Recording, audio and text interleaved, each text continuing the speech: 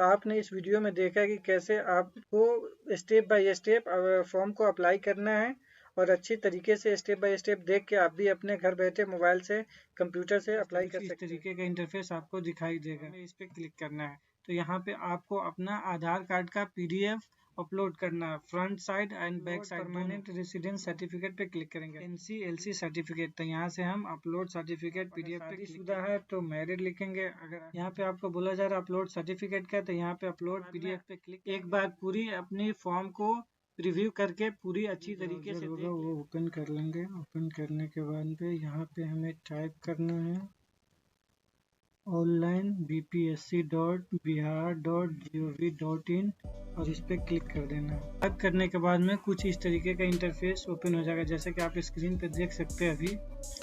तो इस वीडियो के डिस्क्रिप्शन में इसका डायरेक्ट लिंक मैं दे दूंगा, वहाँ पे आप क्लिक करके डायरेक्ट यहाँ पे आ सकते हैं। और आने के बाद कुछ इस तरीके का इंटरफेस आपको दिखाई देगा। उसके बाद में यहाँ नीचे स्क्रॉल करेंगे तो यहाँ पे दिखाई दे रहा है ऑनलाइन रजिस्ट्रेशंस, उसके नीचे बिहार पब्लिक सर्विस कमीशंस, फिर उसके नीचे लिस्ट ऑफ लाइव एडवर्टाइजमेंट्स। तो यहाँ पे आपको देख सकते हैं, यहाँ पे name of examination, online registrations, date, ये सब दिखा रहा है। तो यहाँ पे दिखा रहा है school teacher, headmaster recruitment examinations. Online registration 5 तारीख से शुरू हुई थी और लास्ट है 14 तारीख तक। तो हमें इसी में करना है, तो हमें इसको लेफ्ट साइड से राइट साइड तक स्क्रॉल करेंगे। उसके बाद में यहाँ पे आप देख सकते हैं ऑनलाइन अप्लाई वाली ऑप्शन शो कर रहा है, तो हमें इस पे क्लिक करना है। इस पे क्लिक करने के बाद में कुछ इस तरीके का लोड होगी। लोड होने के बाद में इस तरीके का इंटरफेस ओपन हो जाएगा, जैसा कि आप स्क्रीन पे भी देख सकते हैं। यहाँ पे आपको आपकी डिटेल भरनी है, जैसे यहाँ पे आपको पूछा जा रहा है कैंडिडेट फर्स्ट नेम, उसके बाद में पूछा जा रहा है कैंडिडेट मिडिल नेम और कैंडिडेट लास्ट नेम। तो अगर मान लीजिए आपका नाम है रोशन कुमार शर्मा, तो आपका ऊपर हो जाएगा रोशन, बीच में मिडिल नेम हो जाएगा कुमार और लास्ट का नेम है शर्मा।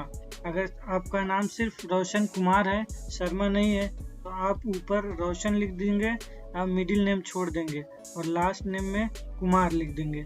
फिर उसके बाद में यहाँ पे आपको फादर्स नेम अपना टाइप करना है।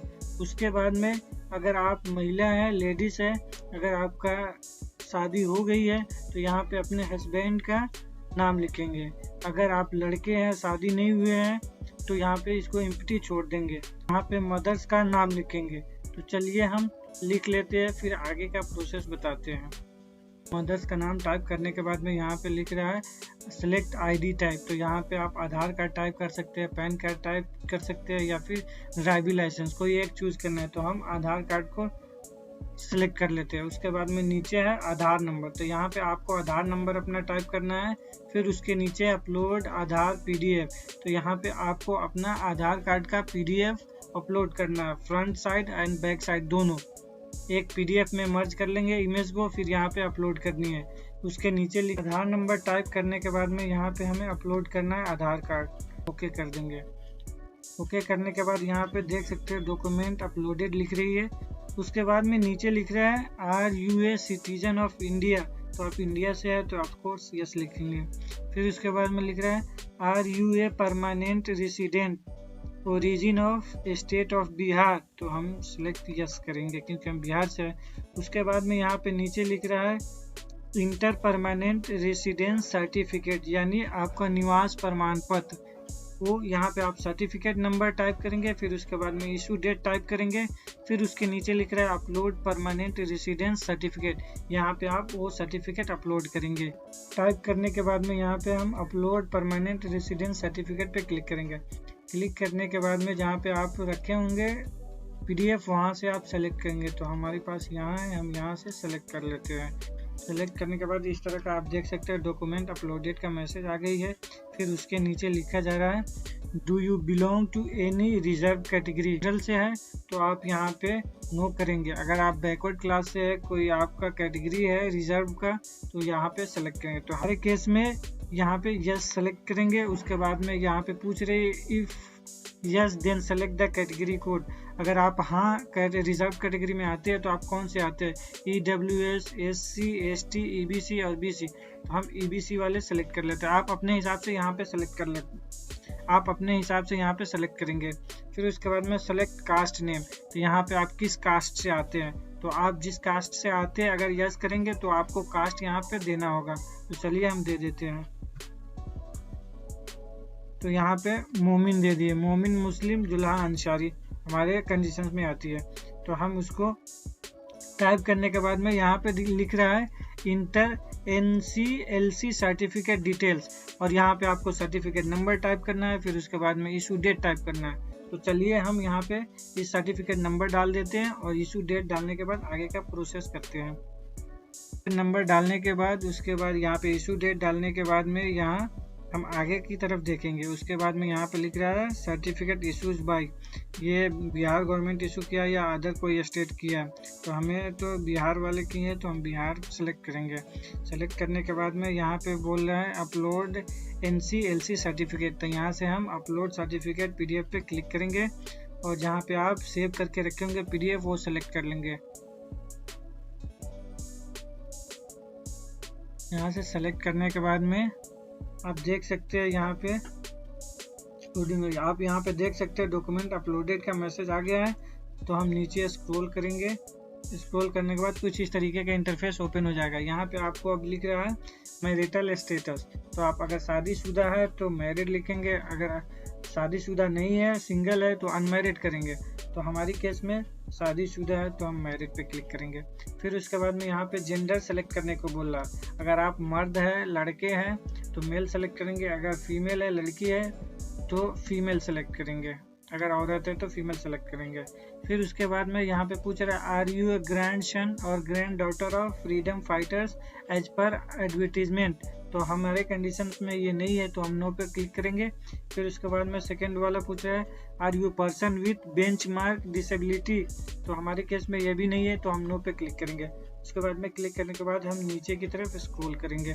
स्क्रॉल करने के बाद में यहाँ पे एक और चीज़ पूछी जा रही है, do you want to pay concessional fees as per government for ST disability families, तो यहाँ पे हम नो पे क्लिक करेंगे। नो पे क्लिक करने के बाद में यहाँ पे नीचे आ रहा है are you an ex serviceman, तो हमारे कंडीशन में नहीं है तो हम नो पे क्लिक करेंगे।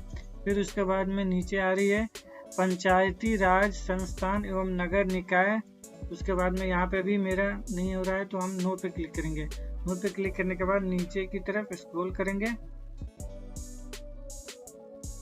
स्क्रॉल करने के बाद पे यहाँ पे आपको आ रही है अपनी शैक्षणिक योग्यता के अनुसार इनमें से कोई भी एक चयन करें, तो आप अपने हिसाब से कोई सेलेक्ट कर लीजिएगा जो आपके पास डिग्री होगी। हमारे केस में फर्स्ट वाला है, फर्स्ट क्लिक कर लेंगे।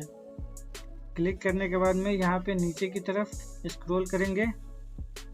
स्क्रॉल करने के बाद यहाँ पे आपको बोला आपके द्वारा पात्रता एवं दक्षता परीक्षा वर्ष 2012 से पूर्व नियुक्त कार्य शिक्षक है, तो यहाँ पे हम फर्स्ट वाले पे क्लिक करेंगे।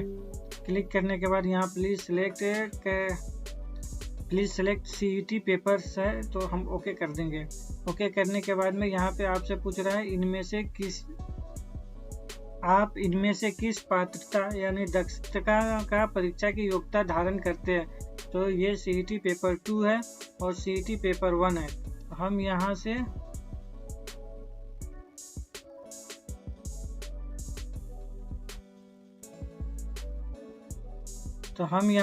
सेकेंड वाले पे क्लिक करेंगे, यहाँ से ओके करेंगे। ओके करने के बाद अन्य पे क्लिक करेंगे। अन्य पे क्लिक करने के बाद में यहाँ फिर उसके बाद में नीचे जाएंगे। नीचे जाने के बाद में यहाँ पे आ रही है इंटर बिहार STET पेपर 1, उसके बाद में उसका सर्टिफिकेट नंबर डालना है, फिर उसका इशू डेट। यहाँ पे सर्टिफिकेट नंबर और इशू डेट सेलेक्ट करने के बाद में यहाँ पे आपको बोला जा रहा है अपलोड सर्टिफिकेट्स का, यहाँ पे आपको बोला जा रहा है अपलोड सर्टिफिकेट का, तो यहाँ पे अपलोड PDF पे क्लिक करेंगे। क्लिक करने के बाद में जहाँ पे भी आप सेव करके रखे होंगे अपना PDF, तो वहाँ पे सेलेक्ट कर लेंगे। हमारी केस में ये है, हम इसे सेलेक्ट कर लेते हैं। सेलेक्ट करने के बाद कुछ इस तरीके का इंटरफेस शो होगा। ये अभी लोडिंग हो रही है, आप देख सकते हैं स्क्रीन पे। लोडिंग होने के बाद यहाँ पे डॉक्यूमेंट अपलोडेड का मैसेज आ गई है। उसके बाद में नीचे इनमें से पूछा जा रहा है कि आप इनमें से किस विद्यालय अध्यापक की अनिवार्य अर्हता रखते हैं तो हम यहाँ पे दोनों सेलेक्ट कर लेंगे। आपको अपनी मर्जी के हिसाब से आपको सेलेक्ट करना है, अगर आप चाहें तो दोनों कर सकते हैं, नहीं चाहें तो सिंगल कर सकते हैं। फिर उसके बाद में यहाँ पे लिखा जा रहा है लैंग्वेज क्वालिफाइंग पार्ट 1 मैंडेटरी, यहाँ पे आपको सेलेक्ट करना है सब्जेक्ट, तो आप अपने हिसाब से सेलेक्ट कर लेंगे। हमारी केस में हम उर्दू सेलेक्ट कर लेते हैं। फिर उसके बाद में यहाँ पे डेट ऑफ बर्थ, फिर यहाँ पे दिखा रहा है आपको डेट ऑफ बर्थ अपना सेलेक्ट करना है, तो आपका जितना भी डेट ऑफ बर्थ है यहाँ से सेलेक्ट कर लीजिए। सेलेक्ट करने के बाद में यहाँ पे शो कर रहा है पोस्ट अप्लाइड फॉर, उसके बाद में नीचे लिख रहा है check this if you want to apply for education department class 9 to 10th general subject and class 9 to 10th special school teachers. और सेकंड ऑप्शन है class 9 to 10th teacher education department select for general subject only not for special schools teacher education. और third option है class 9 to 10th teachers welfare department. तो आप अपने अनुसार इसको यहाँ पे आप अपने अनुसार सेलेक्ट करेंगे। हम यहाँ पे क्लास 9 to 10th सेकेंड वाला और थर्ड वाला सेलेक्ट कर लेते हैं। उसके बाद में जैसे सेलेक्ट करेंगे यहाँ पे आपको सब्जेक्ट सेलेक्ट करने के लिए बोलेगा, तो यहाँ से ड्रॉप डाउन मेन्यू से आप सेलेक्ट कर लेते हैं। तो आप जिसमें भी आपको आता है वो सेलेक्ट कर लेंगे। हम विज्ञान सेलेक्ट कर लेते हैं, नीचे भी विज्ञान में सेलेक्ट कर लेते हैं, आप अपने अनुसार सेलेक्ट कर लीजिएगा। फिर उसके बाद में यहाँ पे आपको दिखा रहा है एड्रेस ऑफ कोरेस्पॉन्डेंस, तो यहाँ पे आपको अपना एड्रेस का लाइन 1 टाइप करना है, फिर उसके बाद लाइन 2 टाइप करना है, फिर उसके बाद लाइन 3 टाइप करना है, फिर उसके बाद स्टेट टाइप करना है, उसके बाद डिस्ट्रिक्ट टाइप करना है, फिर उसके बाद पिन कोड टाइप करना है। तो आप टाइप कर लीजिए। चलिए हम टाइप करके आगे दिखाते हैं। एड्रेस टाइप करने के बाद में यहाँ पे फिर एक नीचे सेम वही एड्रेस टाइप करने को बोल रहा है, एड्रेस ऑफ परमानेंट रेसिडेंस। अगर आपका एड्रेस दोनों सेम है तो सेम टू कॉपी कर लीजिए, अगर डिफरेंट है तो ऊपर वाला चेंज कर लीजिए और जो नीचे वाला है वो आप टाइप कर लीजिए। हमारे केस में सेम है तो हम सेम ही टाइप कर देते हैं। एक शो कर रहा है you have required essential qualifications criteria for this post as mentioned in the advertisement. यहाँ पे हम जस्ट सेलेक्ट कर लेंगे। उसके बाद में नीचे चलेंगे, नीचे यहाँ आपको दिखाई दे रहा होगा मोबाइल मेल वेरिफिकेशन, तो यहाँ पे आप अपना ईमेल आईडी टाइप करेंगे, फिर उसके बाद में सेम टू सेम वही ईमेल आईडी यहाँ पे कंफर्म करेंगे। उसके बाद यहाँ पे आप मोबाइल नंबर टाइप करेंगे, उसके बाद गेट मोबाइल OTP पे क्लिक करेंगे। जो नंबर आप यहाँ पे टाइप करेंगे उस नंबर पे OTP जाएगा, वहाँ वो OTP यहाँ पे टाइप करेंगे, उसके बाद में वेरीफाई करेंगे। उसके बाद में यहाँ पे जो कैप्चर शो कर रहा है वो कैप्चर यहाँ पे टाइप करेंगे। उसके बाद में एक बार पूरी अपनी फॉर्म को रिव्यू करके पूरी अच्छी तरीके से देख लेना है। देखने के बाद में आप यहाँ पे सबमिट बटन पे क्लिक कर देंगे। फाइनली जब आप पूरी करेक्शंस चेक कर लीजिएगा, चेक करने के बाद यहाँ पे सबमिट बटन पे क्लिक कर देंगे। क्लिक करेंगे, यहाँ पे फिर से वही बता रहा है I have check all the entries, no further corrections is required, submissions भी एक्सेप्टेड। यस पे क्लिक करेंगे। जैसे ही यस पे क्लिक करेंगे कुछ इस तरीके का इंटरफेस आपको शो कर देगा। यहाँ पे आपकी पूरी डिटेल आ जाएगी, नाम, नंबर, पासवर्ड, ईमेल, कैसे लॉगिन करना है, क्या करना है। यहाँ पे आप देख सकते हैं रजिस्ट्रेशन सबमिटेड सक्सेसफुली का मैसेज भी आ गई है। तो इसको आप स्क्रीनशॉट लेके रख सकते हैं अपने फ्यूचर रेफरेंस के लिए। जैसे कि आप देख सकते हैं यहाँ पे आपको आ गई है, तो हम इसको प्रिंट कर लेते हैं PDF में।